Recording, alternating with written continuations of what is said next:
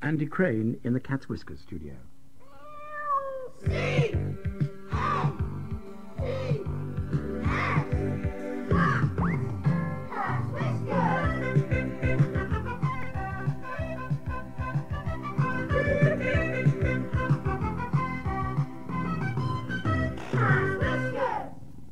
Hi, welcome to this week's programme. How's your week been? A good one, I trust. Mine was fine, thank you. And I haven't bitten my fingernails at all yet. It's been difficult, but I haven't bitten my fingernails at all yet. How are you doing with your New Year's resolutions? I hope they're coming on as well as mine are.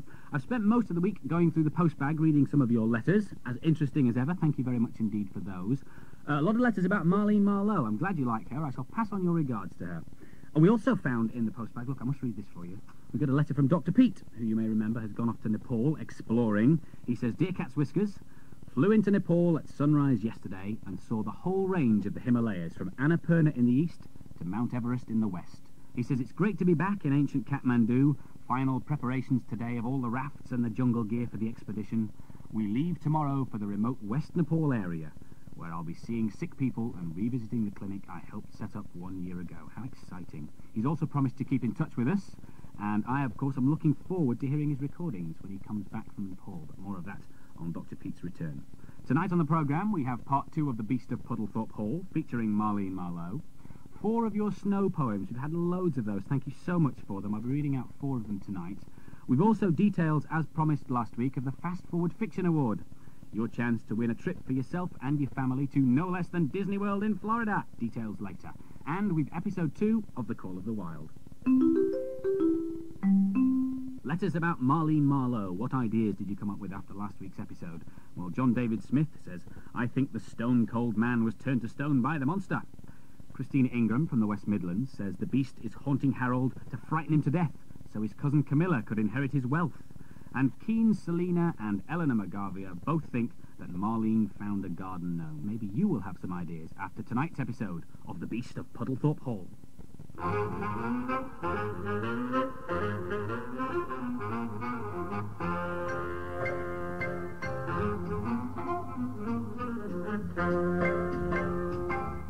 I knelt beside the stone-cold body of the bearded man in the pointed hat.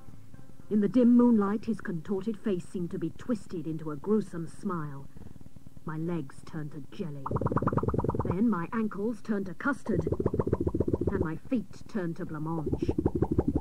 After what seemed to be about a week, Harold and his cousin, Miss Camilla de Courcy, came running up. Marlene, what is it? What's that object behind you? No, Harold, don't look. It's too awful. But before I could restrain him, Harold had spotted the body. No, it's not too awful. It's Eric.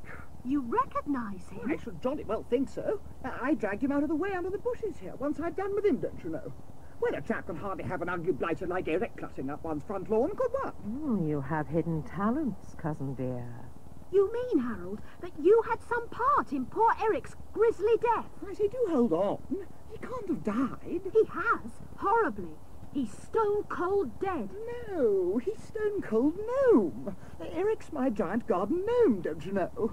Garden gnome? Called Eric? It's his gnome de plume. What's his real name, then? Gnome de plume. Oh, silence! Silence? That's a funny name. I mean, silence, be quiet, you fool. I thought I heard a movement in the bushes. Is it the beast of Puddlethorpe Hall? It must be. The ugly monster dares to confront us at last. You won't try to tackle it? Of course I will. A huge, ugly black shape loomed up out of the darkness of the bushes. It was more hideous than the Incredible Hulk, more terrible than Mr. T, and more thunderous than Mrs. T. With one great stride, it stood in front of me, towering down. I pulled my weapon from my pocket and squeezed. My rubber duck. Marlene, you pathetic specimen of a private detective, you! Auntie! I should have realized. There's only one person in the whole of the universe who's more hideous than the Incredible Hulk, more terrible than Mr. T, and more thunderous than Mrs. T. My Aunt Maud. What do you think you're playing at? I'm investigating a case, Auntie. Investigating a case? If anything in this blooming town needs investigating, Marlene Marlowe, it's your head. Why aren't you at the Pier Pavilion producing Puddlethorpe's popular pantomime Puss in Plimsolls, Auntie? Haven't you heard? Puss has pushed off. Wayne John, you know, the actor who plays Puss, has just disappeared. Well, I say, can't we go back to the hall? It's awfully spooky out here. On the way back to the house, I told Aunt Maud all about the beast of Puddlethorpe Hall. We had just got to the back door when Harold suddenly said... What did you say, Harold? Yes, I thought you did. Marks on the door. Hideous claw and teeth marks. do you know what these marks mean? Yes, Harold will need a new door. No, I mean, we've had a visitor. A dreadful, creepy visitor. The beast of Puddlethorpe Hall. It is obvious that this beast is enormous and hungry. If it got into the hall, Harold, it would probably eat you alive, crushing every one of your bones between its monstrous fangs. It might not eat him. Oh? Not if it's a vegetarian beast. If it's a vegetarian beast, it'll eat you, Marlene Marlowe, instead. Why is that, Auntie? Because you're a turnip head. Harold, there's only one thing to do. You must evacuate Puddlethorpe Hall. Good idea. I'll lend you my vacuum cleaner. Evacuate, not vacuum. There was nothing more to be done that night. As I drove back down the hill towards Puddlethorpe, dawn was already appearing over the horizon. I never realized her early morning paper round took her this far out. Back in my flat, I managed to snatch a few hours' sleep before I was woken by Aunt Maud hammering at the door. Ah, Marlene. Glad you're up and awake. You know, Marlene, I think there's something very fishy going on. Yes, sorry, Auntie, it's my socks. I'm just pulling them over my feet. No, you pea-brained private eye. I mean with this beast of Puddlethorpe Hall business. Oh, I think we'd do well to follow Harold and Camilla. good idea, Auntie. We'll toss. Heads, you follow Camilla. Tails, I'll follow Harold. I walked back out of town and up the hill to Puddlethorpe Hall. Camilla's silver Porsche was parked outside the front door. I undid the door and slipped into the back. I laid down and pulled a rug over me. It wasn't long before Camilla opened the car door. I peered out from under the rug. I could see that she had 3 large suitcases under her arms. And then I could see that I had 3 large suitcases on my head. As the car pulled away, a weird sound filled my ear. I know you're gonna dig this. It was Camilla's in-car sound system. I took the speaker out of my ear. We careered back down the hill, into Puddlethorpe, and along towards the marina. Suddenly, there was a screech of brakes. My private detective's brain told me it could mean only one thing. We had stopped. Camilla grabbed 2 of the suitcases. I peered out and saw her toss them onto a small speedboat that was moored alongside us. Then she came back, grabbed the 3rd suitcase and tossed it into the speedboat. She came back again, grabbed the 4th suitcase, and it was then that I realized that there wasn't a 4th suitcase. Put me down, Camilla. I'm not a suitcase. No, Marlene Marlowe, but you are a nutcase.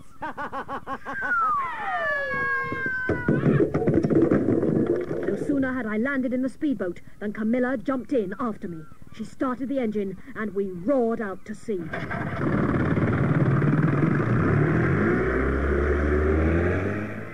How would you like a rest, Marlene? Oh, that would be very nice, Camilla. Well, why don't you go and lie down on the bed? The seabed! Camilla spun the wheel furiously and the boat lurched to one side. It was then that it suddenly struck me. The water, that is. Ah, nobody comes between me and my plans. Not even you, Marlene Marlowe, you dithering dolt-head of a detective. Bye-bye. Suddenly I had that sinking feeling. The sort of sinking feeling you get when you're out at sea and you can't swim.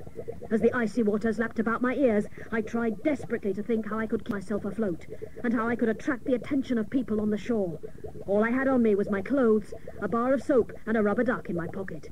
It looked as if the career of Marlene Marlowe, private detective, was definitely taking a dive.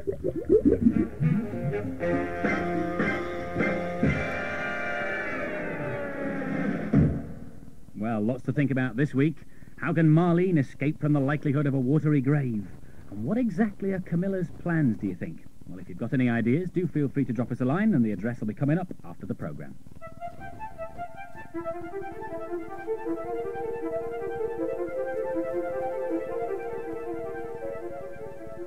In our Christmas programme, you may remember that we played you this piece of music and asked you to write a snow poem inspired by it. Well, we received sackloads. Thank you very much indeed if you sent us a poem. It was very difficult to pick out ones to read out, but these are the 4 that we chose. The first from Cecilia Evans. The sky lays a blanket on the ground, crisp and light, shiny and white. And cuddling the houses, it looks as though the city is a cake, frosted with sugar.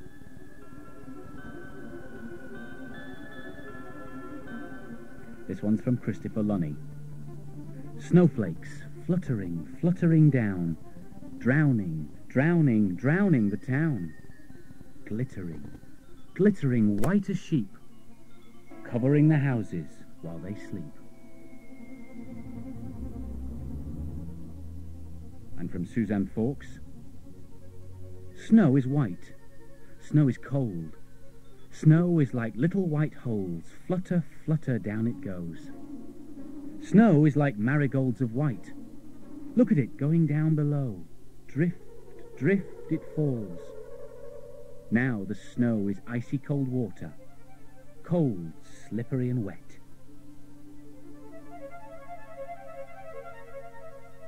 And finally from Francis Williams. Snow swirling like talc. Flakes fall, forming a thick blanket. The smoke twirling through the snow, the bell muffled.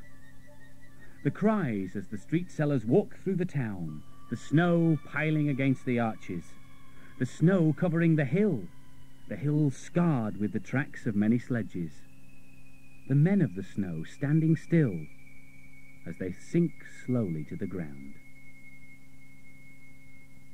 Thank you very much indeed to you 4. You will be receiving your picture puffin books of the Snow Queen. Now, it would seem from your letters to the Cat's Whiskers office and the number of entries that we had to our snow poems competition that you really like writing, which is good.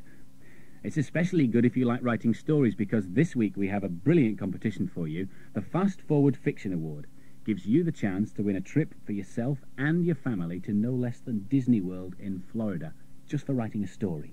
Details of how to enter the competition a little later on in the programme. First, we thought we'd give you some tips on how to be an author. And this week joining me is Jill Murphy. Now, Jill Murphy has written loads of books, but she's best known for her Worst Witch stories. Jill, thanks for joining us. If you're presented with a blank piece of paper and you have to write a story, where on earth do you start?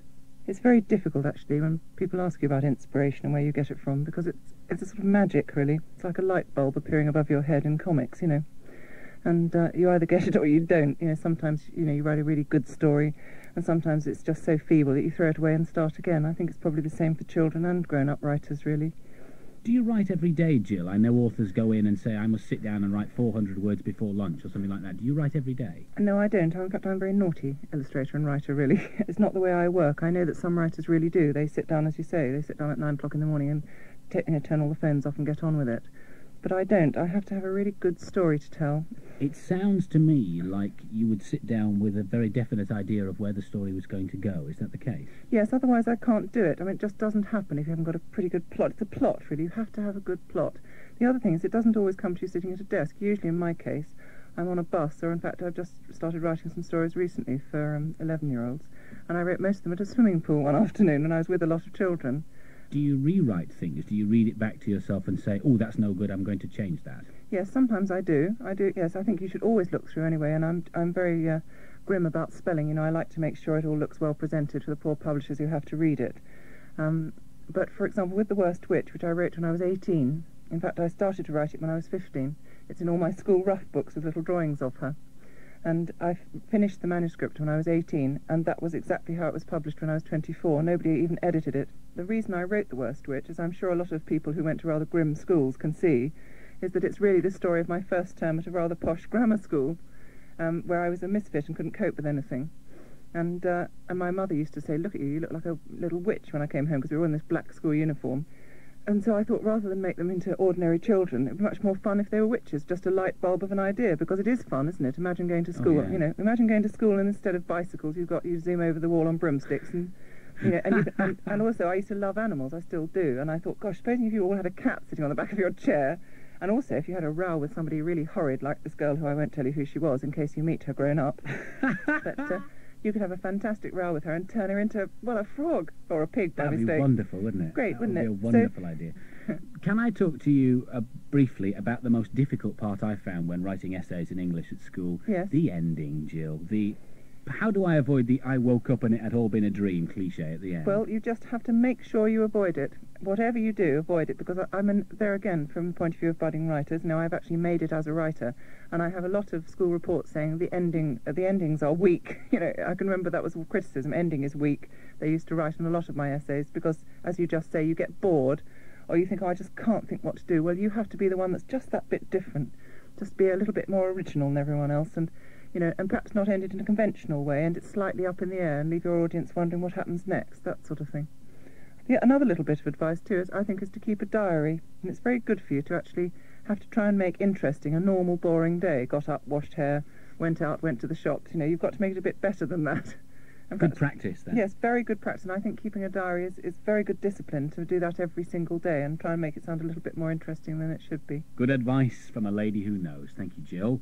Hopefully she will have inspired you to write a good story for the Fast Forward Fiction Award. And never fear if inspiration has not struck you yet, because next week I'll be speaking to another well-known author, Dick King-Smith, and he's written books that you may have read: The Sheep Pig, Hodgeheg, and more recently, George Speaks.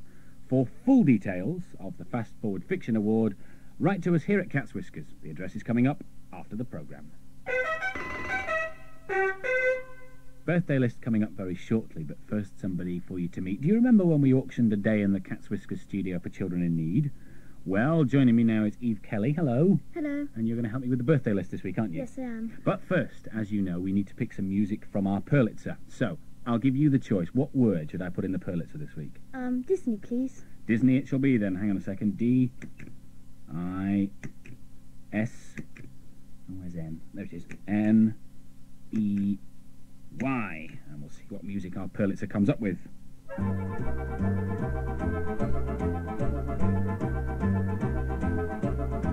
The wonderful thing about Tiggers is Tiggers are wonderful things. Their tops are made out of rubber, their bottoms are made out of springs. They're bouncy, trouncy, bouncy, bouncy, fun, fun, fun, fun, fun. But the most wonderful thing about Tiggers is I'm the only one.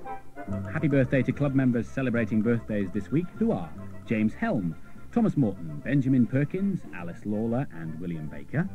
Simon Greaves, David Lilburn, Elizabeth Adams, Barnaby Hutchins. Alexander Turner, Daniel Morell, Sarah Garfoot, George Richards and Leela Strulga. Claire Hams, Gemma Wilkinson, Kathy Morton, Elizabeth Wigg. Happy birthday to Joe O'Neill, to Edward Ray Allison, to Rachel Holly, to Flora Eloes and to Charlotte Dawes. Sam Dobby, Louise Reynolds, Nicholas Henry, Kevin Wilkinson. Henry and Sydney Florence, Bethan Ellis, David Ossack and Rosamond Sears. Imogen Bloomfield, William Skeepin, Philip Urell, Oliver Nash. Seema Raganati, Kate Leckie, Alex Watson, Marie-Louise Hilton and Emma Hodinet. Damon Granger, Christopher Willey, Richard Smith, Joanna Ward. And finally, Tom Hill, Emma Weissel, Jennifer Hobbs and Alison Walker. They're bouncy, trouncy, flouncy, pouncy, fun, fun, fun, fun, fun. But the most wonderful thing about Tiggers is I'm the only one. Oh, I'm the only one. Now, as you remember last week, we now send a T-shirt every week to one lucky club member, so we'll ask the Purlitzer to pick out a club member's number. 1, 4, 7, 2, 4, 3. And that is the number of Alexander Turner, who is 10 on the 18th of January. Happy birthday to you, Alexander. A T-shirt in the post to you. And you may be interested to know that you share your birthday with David Bellamy and Raymond Briggs, who wrote all those brilliant stories like The Snowman and Fungus the Bogeyman and Grandad 2. Also celebrating birthdays this week are Pete Waterman, Richard Bryars, Stefan Edberg, and Dennis Taylor, the snooker player. Time now for episode 2 of our serial, The Call of the Wild. Episode 2 is called The Fight for Leadership.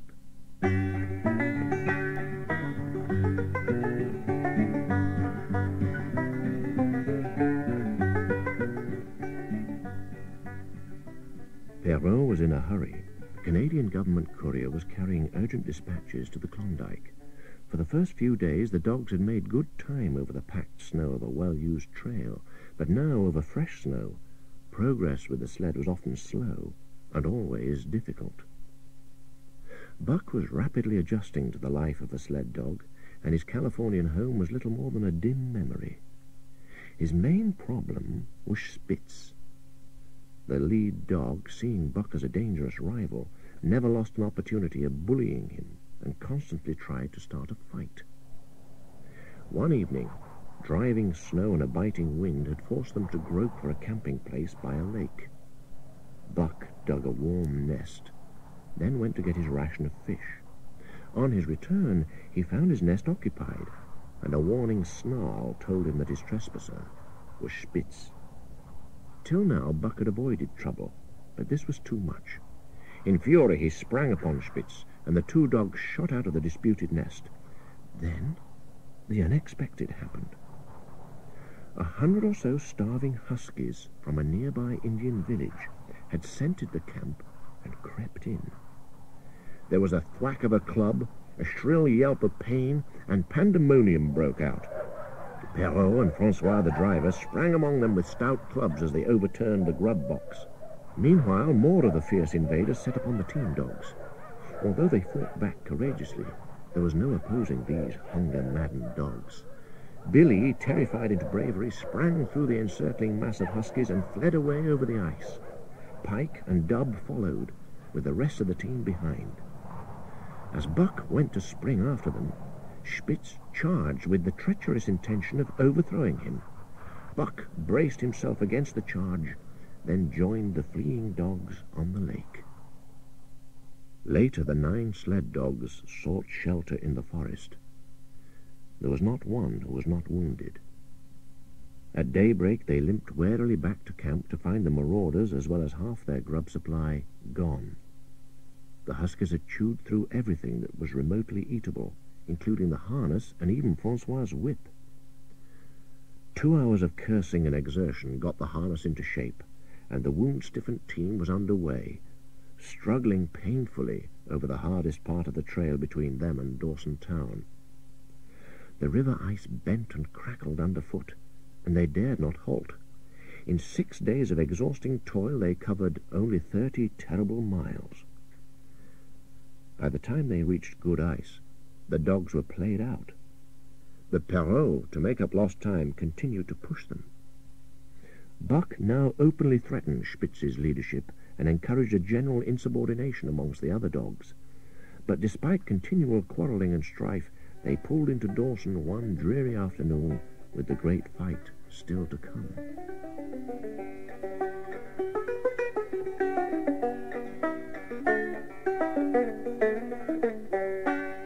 Here were countless dogs, mainly the wild husky breed. All day they swung up and down the main street in long teams, and every night they lifted a weird and eerie chant in which it was Buck's delight to join. 7 days later, they set off on the return trip, with even more urgent dispatches. One night after supper, Dub flushed a rabbit, and in a second the whole team was in full cry. 50 huskies from a nearby police camp joined the chase. The rabbit raced down the icy bed of the river and then turned to follow the course of a frozen stream. Buck led the pack around bend after bend, but he could not gain. Always a rabbit fled swiftly before him in the moonlight. Spitz cunningly left the pack and cut across a narrow neck of land where the stream made a long bend around. As Buck rounded the bend, Spitz leapt into the immediate path of the rabbit. At the sound of its death shriek, the pack raised howls of delight. Buck did not cry out. He did not check himself, but drove in hard upon Spitz, shoulder to shoulder. The two dogs rolled over and over in the powdery snow. In a flash, Buck knew it. The time had come. It was to the death. The other dogs drew up silently, expectantly around them, their eyes gleaming. There was not the faintest whisper of air. Not a leaf quivered. The visible breaths of the dogs drifted slowly upward in the frosty air. Spitz was a practiced fighter. Wherever Buck's fangs struck, they were countered by the fangs of Spitz. He enveloped Spitz in a whirlwind of rushes, but every time Spitz gashed him and got away. Buck then took to rushing, as though for the throat, but at the last minute would drive at the shoulder of Spitz in an attempt to overthrow him. The fight was growing desperate. All the while the silent, wolfish circle waited to finish off whichever dog went down. Spitz now started rushing, and kept Buck staggering for footing. Once he went over, and the whole circle of dogs started up. But he recovered himself, and the circle sank down again, and waited. But Buck could also fight with imagination. He rushed as though attempting the old shoulder trick, but at the last instant swept low to the snow and in. His teeth closed on Spitz's left foreleg. There was a crunch of breaking bone, and a white dog faced him on 3 legs. 3 times Buck tried to knock him over, then repeated the trick and broke the right foreleg. Despite the pain and helplessness, Spitz struggled madly to stay up. The circle closed in. Every animal was motionless, half-crouching for the spring, its eyes fixed on Spitz as he staggered back and forth, snarling with horrible menace, as though to frighten off impending death. Then Buck sprang in and out. Shoulder at last squarely met shoulder. The dark circle of dogs became a dot on the moon-flooded snow as Spitz disappeared from view.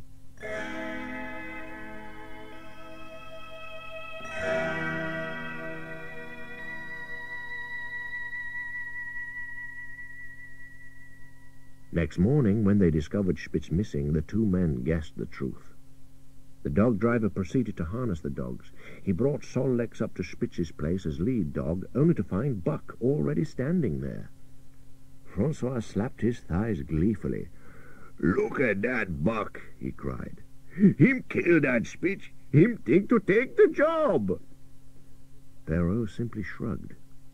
Francois, grinning broadly, put Sol-Leks back in his old place and harnessed Buck at the head of the team. They set off. Buck immediately took up the duties of leadership. The team had grown unruly during the last days of Spitz, but Buck now began to lick them into shape, and the old-time solidarity returned. At Rink Rapids, 2 native huskies, Teak and Kuna, were added, and the speed with which Buck broke them in took Francois's breath. "Never such a dog as that Buck," he cried. "Eh? What you say, Perrault?" Perrault just nodded.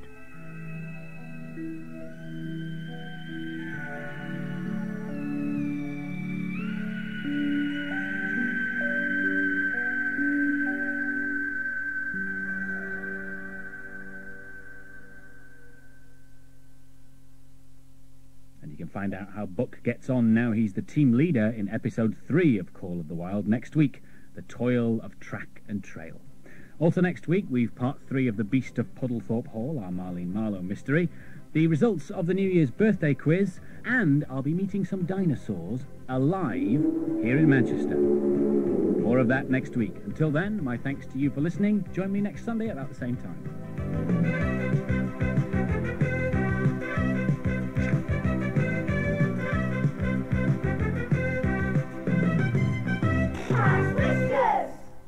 The Cat's Whiskers address is Cat's Whiskers, BBC, P.O. Box 40, Manchester, M60 1FZ. And Cat's Whiskers was presented by Andy Crane.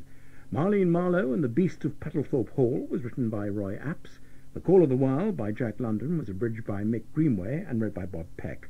Others taking part were Anne Rosenfeld, Marlene Sidaway, Charles Simpson and John Ball. The researcher was Liz Roberts, and the programme was produced in Manchester by Mary Callum Carrion.